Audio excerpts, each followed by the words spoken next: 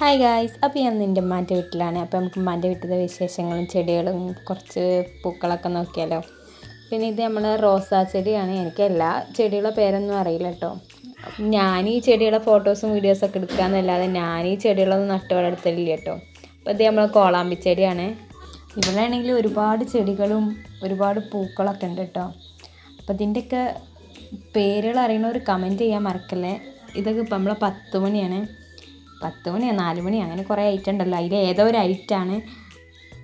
ഇതൊരു പാടം വഴിയാണ് വീട് വരുന്നത്. അപ്പോൾ ഇവിടെ വന്നാൽ ഭയങ്കര വൈബാണ്. എല്ലാവർക്കും നല്ല ഇഷ്ടപ്പെടും.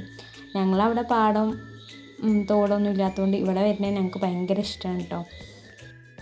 അങ്ങനെ ഇതിൻ്റെ പേരൊന്നും എനിക്കറിയില്ല. ഇത് ചിലതിൻ്റെ പേരൊക്കെ അറിയാം. ഇത് നമ്മൾ തെച്ചിപ്പൂവാണ്. ഇതൊന്നും എന്താ ചെടീന്ന് പോലും എനിക്കറിയില്ല കേട്ടോ. ഇവിടെ വന്നപ്പോഴാണ് കണ്ടത്.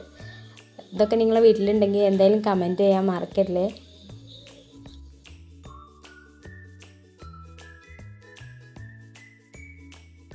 പിന്നെ നമ്മൾ പുളിയർമ്പുങ്കായൊക്കെ ഉണ്ടായിട്ടുണ്ട് കേട്ടോ. പിന്നെ അത് ഈനാമ്പഴം എന്നാണ് ഇവിടെയൊക്കെ പറയുക. നിങ്ങളവിടെ എന്താ പറയുകയെന്ന് കമൻറ്റ് ചെയ്യേ. പിന്നെ മുള്ളൻ ചക്കയുടെ മരമൊക്കെ ഉണ്ടായിട്ടില്ല കേട്ടോ.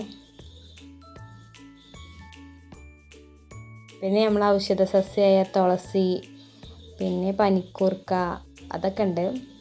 അതൊക്കെ എല്ലാ വീട്ടിലും ഉണ്ടാവുന്നതാണ്.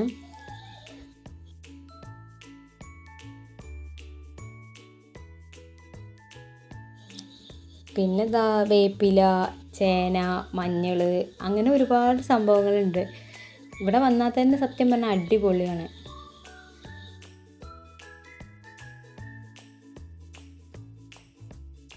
പിന്നെ ഇത് നമ്മളെ ചെറുനാരങ്ങയുടെ തൈയാണ് കേട്ടോ.